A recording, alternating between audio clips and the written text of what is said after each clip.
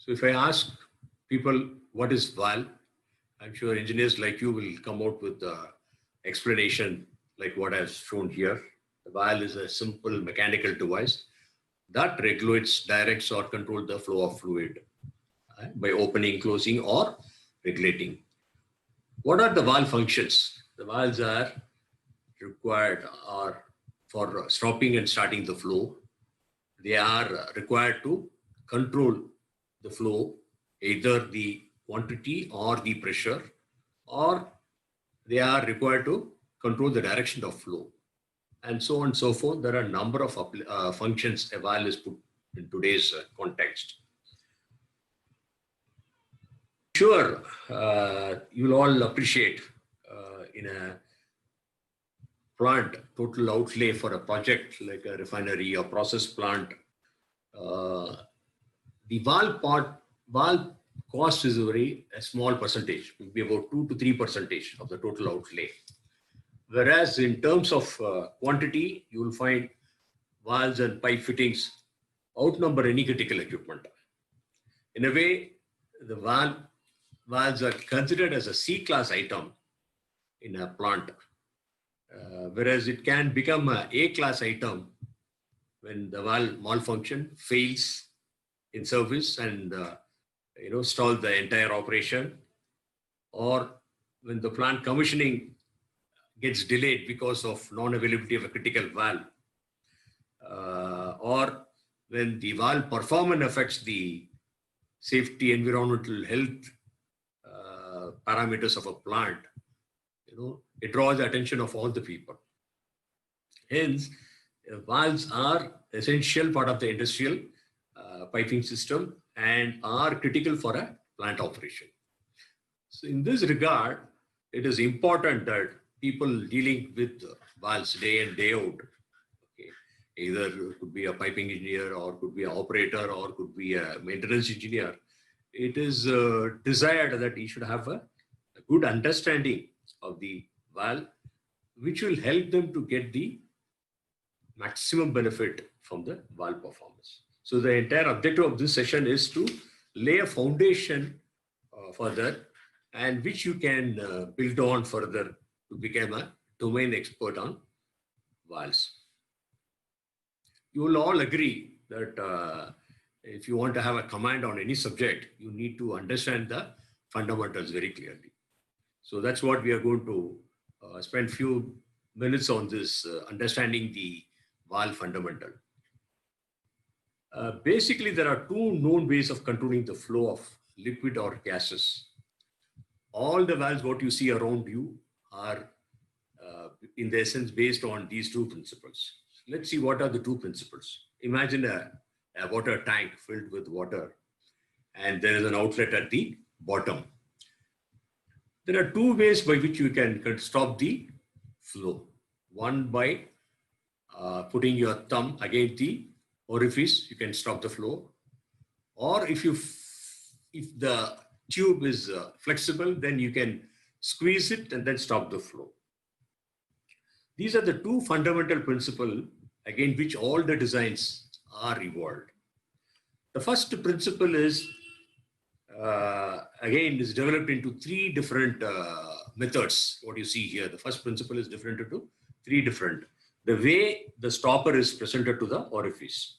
The simplest method of moving a stopper is moving by direct thrust onto the orifice, like what you see here. And this is the basis of all your globe valves.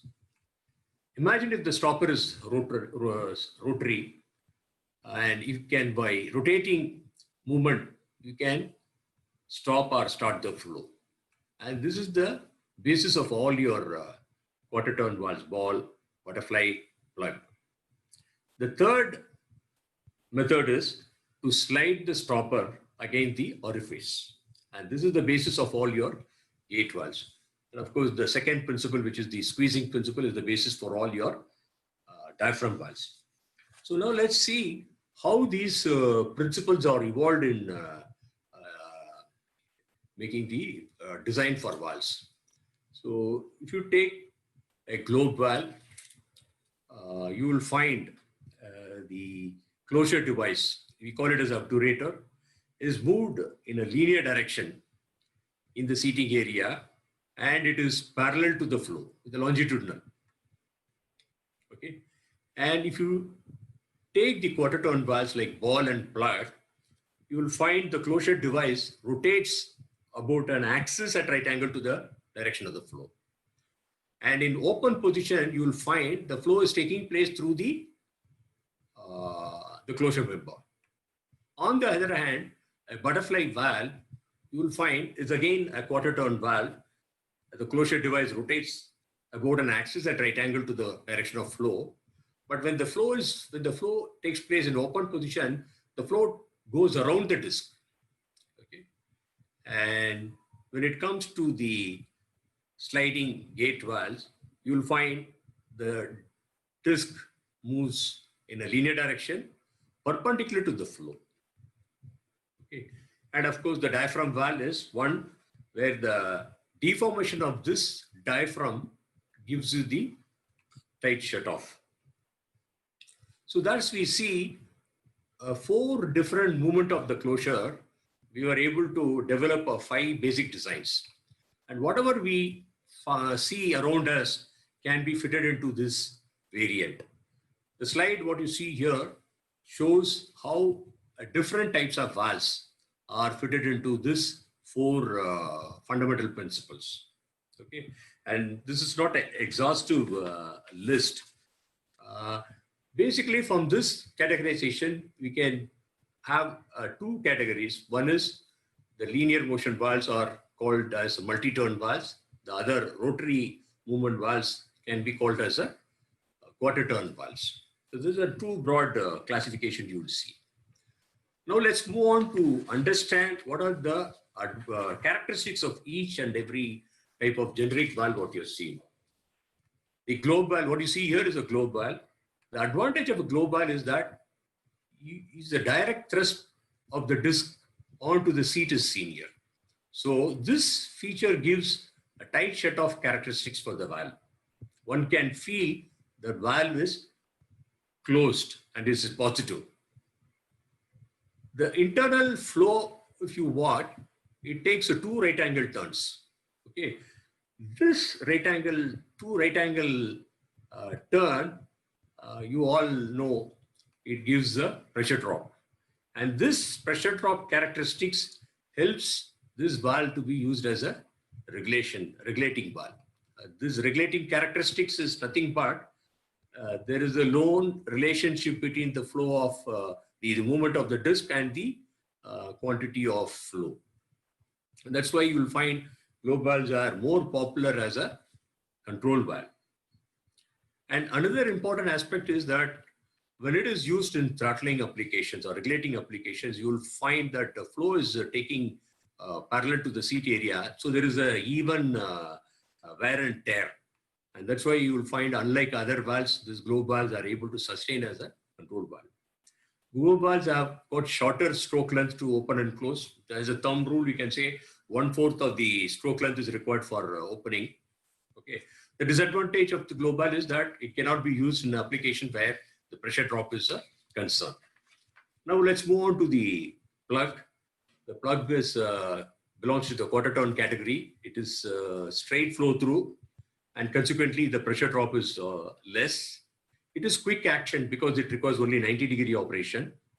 The other advantage of the plug is that the seating area is protected from the effects of the flow. Hence, it finds a wide application in handling slurry media and all. The disadvantage of plug is difficult to get that tight shut off with the ease of operation. The other disadvantage is that maybe because it is fast acting, it can cause some water hammer effects in certain hydraulic applications. There are 2 types of plug valves. One is lubricated and non-lubricated. Lubricated plug valves use lubricant, and non-lubricated plug valves use soft materials, elastomers, polymeric materials. So this puts limitation on the temperature. So the temperature is limited by these materials. Now let's move on to the ball valve. I would say the development of a plug is a ball. Similar to plug, ball also requires quarter turn movement and is also fast acting. The main advantage of the ball valve is flow is through and through. There is no obstruction and offers the least resistance. And that's why you'll find ball valves are very popular in cross-country pipeline where they need full bore valves. The advantage of a ball over the plug is that ease of operation. If you see the ball plug, you will find that the entire plug is being enveloped in the seat, body seat. Whereas here in a ball, you will find that the ball is in contact with the seat only through a segmental link. So this helps you to give a low torque. In addition, when you use a soft seats like PTFE, which has got a low coefficient of friction, it helps you to reduce the operating torque. So these valves are best suited for tight shut-off.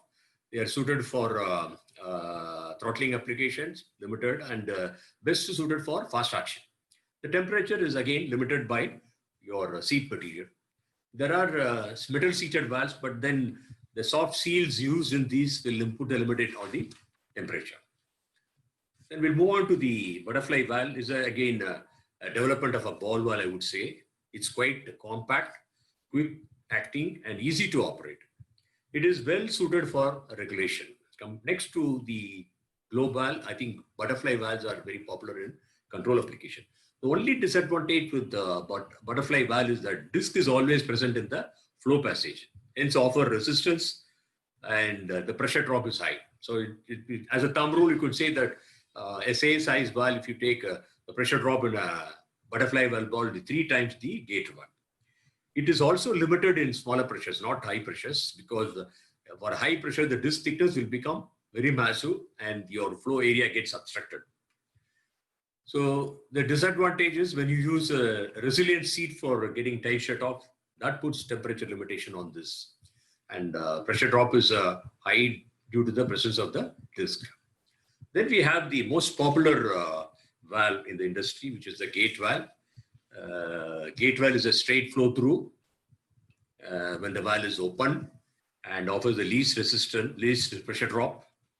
Being a metal seated, there is no soft seat in the ball with the valve, and it can be used for high temperature, high pressure application. That's why you'll find more such valves are used in the process industry, refineries, and where the temperature and pressures are involved. The disadvantage of a gate valve is that it is the slowest acting valve. Why? Because the wedge has to move through the bore to clear the bore to fully open position. So wherever a fast action is required, I think you have to stay away from the gate valve. The second disadvantage is it requires a lot of headroom. And this valve is not suitable for throttling application. It is the best suited as an on-off valve. In throttling application, when it is used at an intermediate position, the disc is subjected to vibration and then a lot of wear and tear takes place. Hence, it is not recommended for throttling. Then we have this diaphragm valves, where it is also called a glandless valve. There are 2 advantages in this diaphragm valves.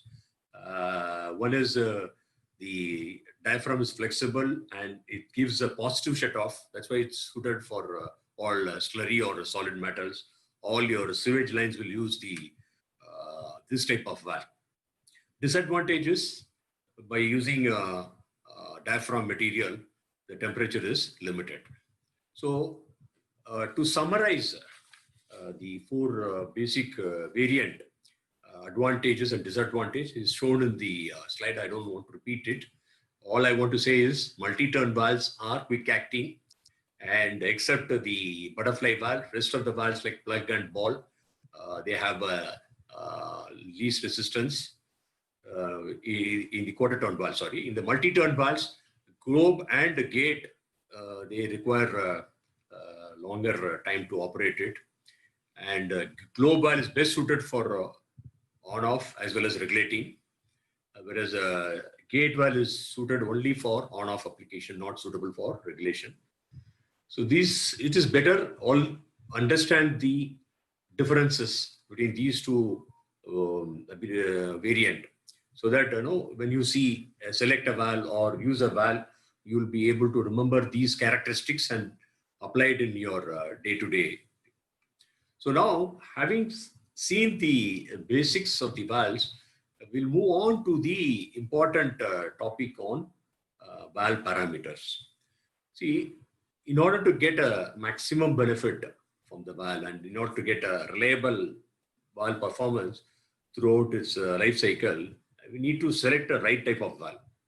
So to select the right type of valve, I think we need to specify the right type of valve to the manufacturer, matching with the application. So that is where the valve parameters comes in play. Valve parameter is nothing but is basically a valve specification that goes to define a valve. Both valve manufacturer as well as the end user should be familiar with these parameters. Let's see what are these parameters. I've listed down essential parameters, 7 essential parameters starting from valve size, type, class rating, and corrections. This is not an exhaustive list which goes to define a valve. If you see a valve data sheet, you will see, the design pressure, design temperature, then process flow media, then the noise level if it is there, or the type of packing, all those things. All goes to define valve. But these are essential, and let us see what each one represent. Let's take the valve size. If I ask a layman what valve size, he will say that it is some dimension inside the valve. But when I ask this question to people like you who are familiar with valves, you will all say that valve size is nothing but the pipeline size onto which the valve is going to be mounted. It does nothing to do with your valve dimensions. It doesn't represent any of these things. There are two methods by which the valve size can be represented. So one is the imperial system, the inch system, where US countries like US and all are using still. It is represented as NPS, nominal pipe size. And the other system is the metric system, SI system, where dimensions are, length are measured in meters and weights are measured in kg. So here the valve size is mentioned as DN 200 or 250. DN stands for nominal diameter. So NPS 2 is equivalent to DN 50 in terms of the representation. Sometimes you will find valves are designated by 2 digits. So what does that mean by?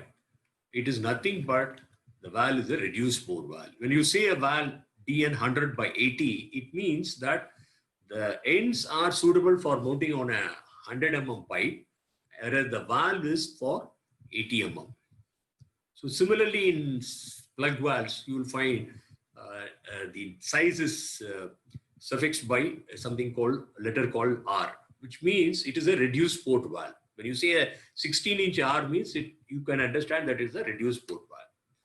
So let's understand what is that valve type. We saw basic type, but classification based on functions is what really required for selecting the valve. Basically, you find valves can be used for isolation. Isolation is a valve designed for use in fully open or fully closed position only. And all these valves, what you see, gate, ball, plug, piston, diaphragm, all meant for isolation. Regulating valve is nothing but a valve designed for use in all position, between open to closed position. So you'll find the globe comes in the top, followed by other valves. Safety relief valve, as the name implies, it is meant for relieving the pressure. It does automatically when the set pressure is reached. Okay, and non-return valve, sometimes it is also called automatic valve, is basically unidirectional valve. It opens in one direction and closes in the other direction. And then, of course, we have the control valve. A control valve is a power-operated device which changes the fluid flow rate in a process control system. It contains actuator that is capable of changing the position based on the signal you get from the control system. Okay, and then of course you have other types of valves based on their application, like float valve, foot valve. Okay, this is a classification, and one need to be clear what purpose it is required. Then we'll move on to the class rating of the valve, which is a very important aspect. A valve is designed to handle certain range of pressure, and there is a limit for pressure to which it can be subjected. And this is called the pressure rating of the valve. Pressure rating is nothing but pressure carrying capacity of the valve.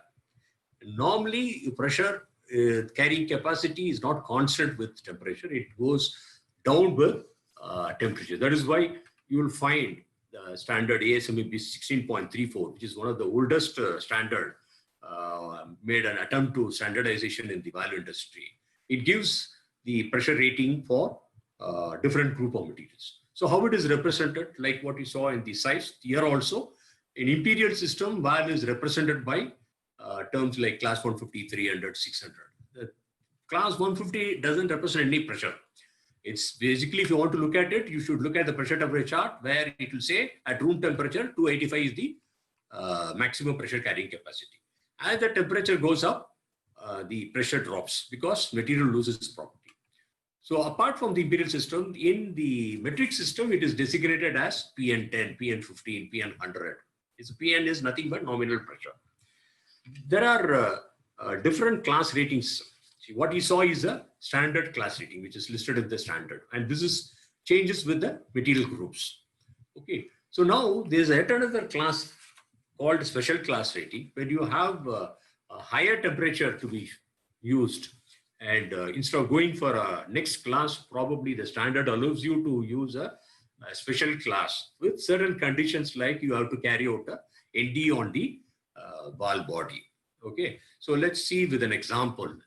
What you see here in this table, you'll see the top table shows the standard class and the bottom one shows the special class. Example, your process temperature is 800 Fahrenheit and pressure is 500. If you were to select a valve from this standard class, one would select a class 600 valve. Okay, because at 500, only 600 class will be suitable.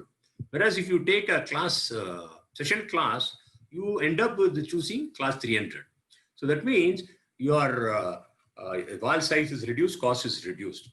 Why? Because in the calculation for wall thickness, there is something called casting quality factor. When you do a NDE on the, like a radiography on the valve body, you can use a higher casting quality factor. Thereby, for a given wall thickness, you are allowed to operate at a higher pressure. Okay, so you see a difference here. Class 150 valve standard class is 80 PSI, whereas special class will allow up to 195. So let's move on to the next category, is the intermediate rated classes. So similar to that, in the class rating of special and standard, you will have an intermediate. The standard gives an option to use design to intermediate class like 3300.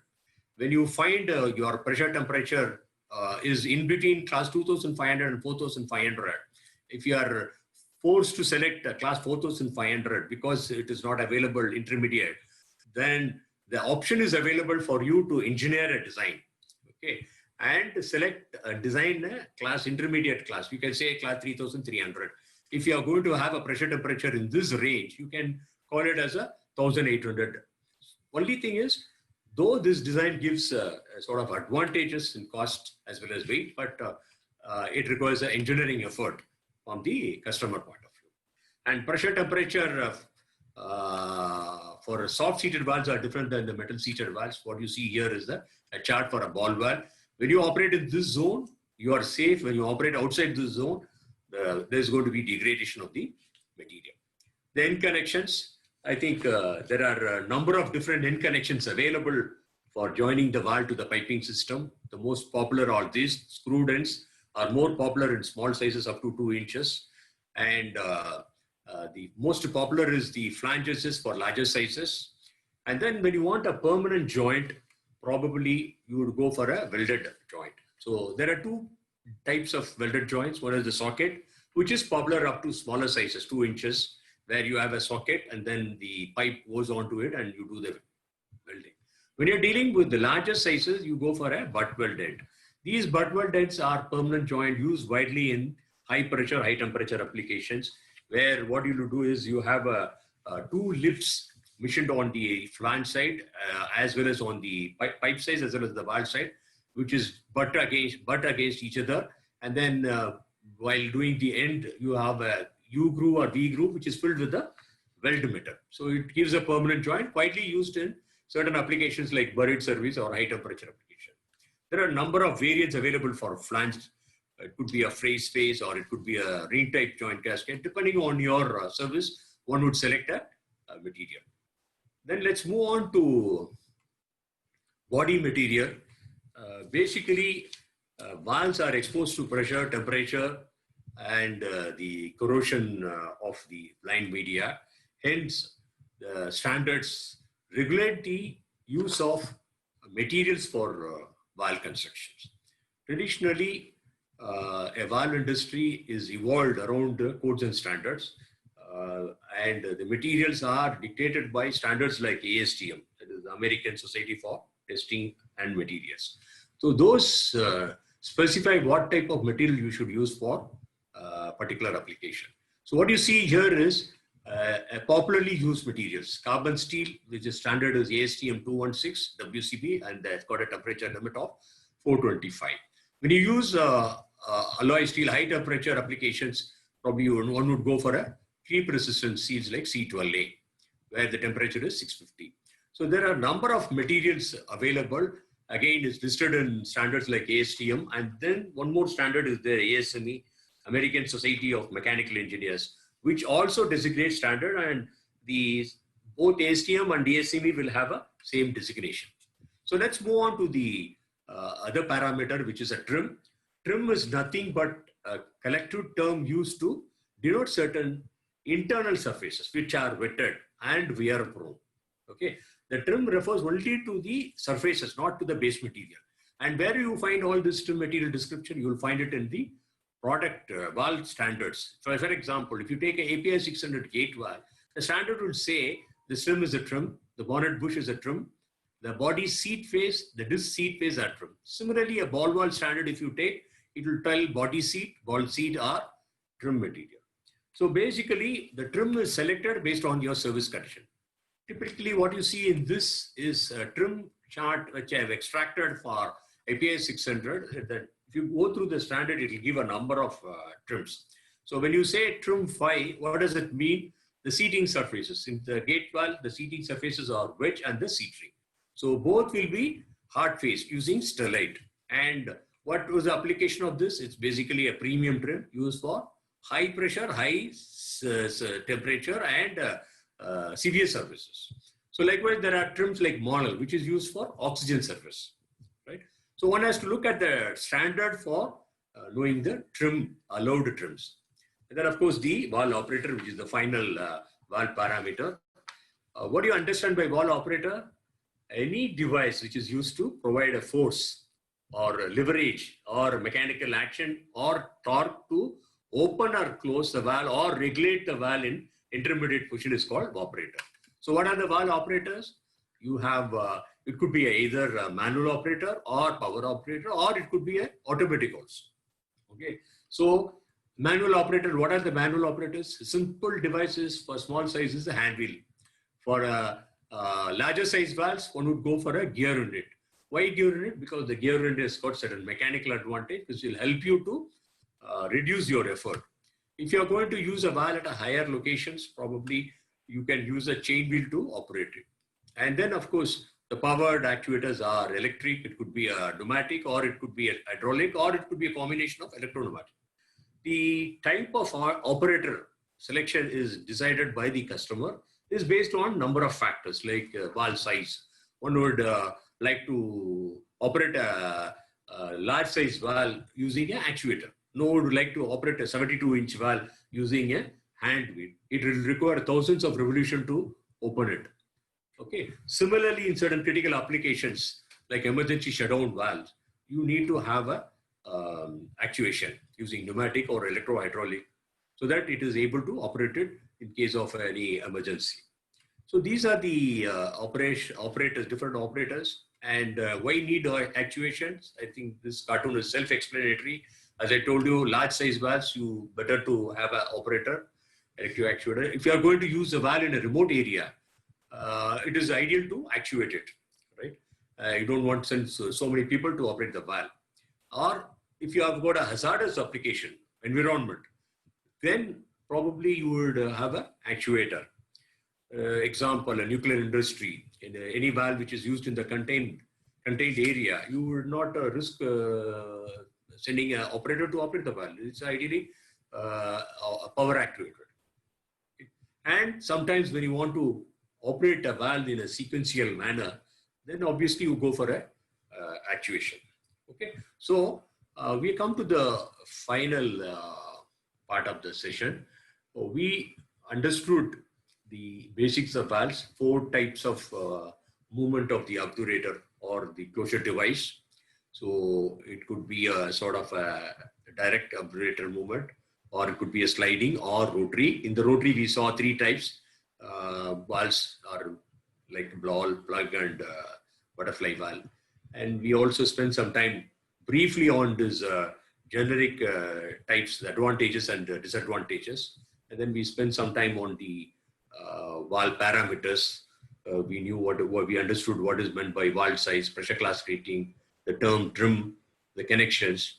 Within this short period, what was attempted is to give an exposure and oversight of all this valve basic.